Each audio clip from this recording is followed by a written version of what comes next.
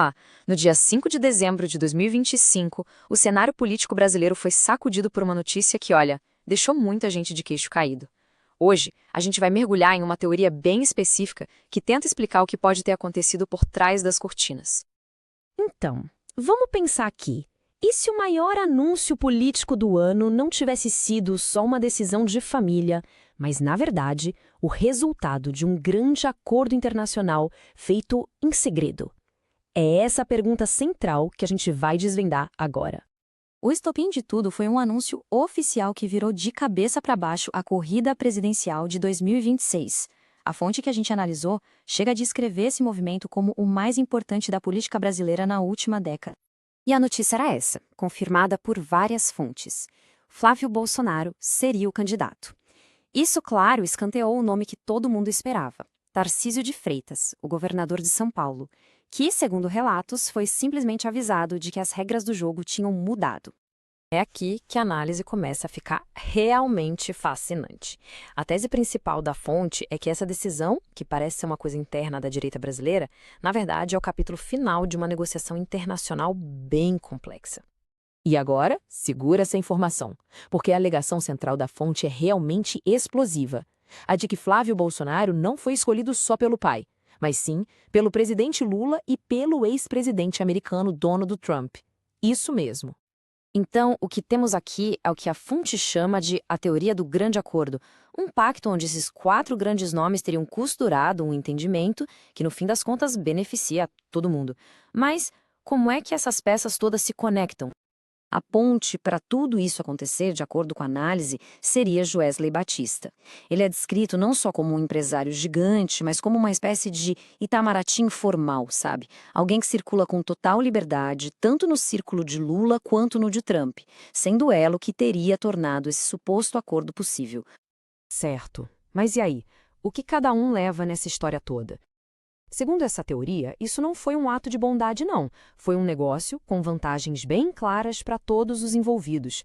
Esse quadro aqui resume o toma lá da cá. Para o Lula, a conta seria simples. Um oponente considerado mais fácil de vencer, o que abriria um caminho mais tranquilo para a reeleição. Para o Trump, uma vitória geopolítica enorme, sem gastar um centavo em intervenção militar. Para a família Bolsonaro, a garantia de que continuariam no comando da direita.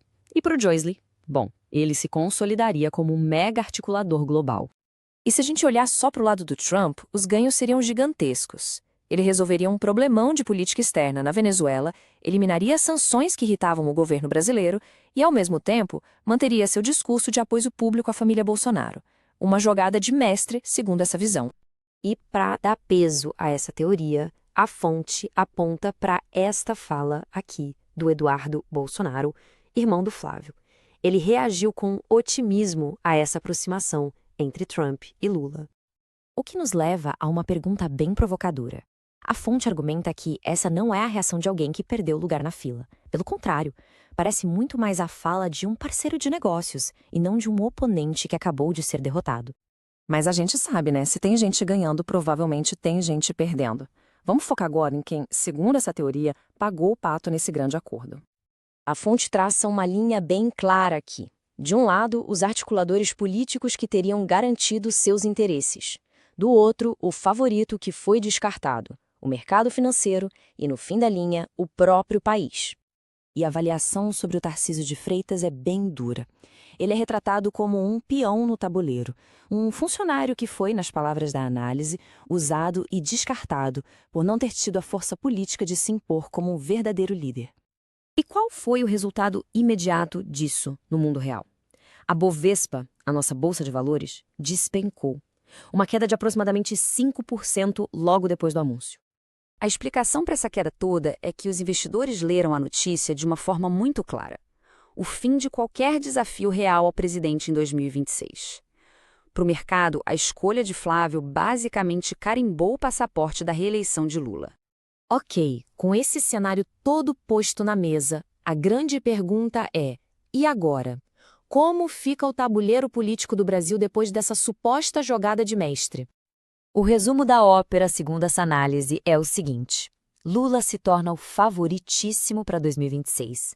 A família Bolsonaro garante a manutenção do seu feudo político. A relação entre Brasil e Estados Unidos entra numa nova fase muito mais pragmática. E aquela oposição de direita, como a gente conhecia, basicamente deixa de existir. E tudo isso nos deixa com uma última reflexão. Será que esse arranjo realmente selou o futuro político do Brasil?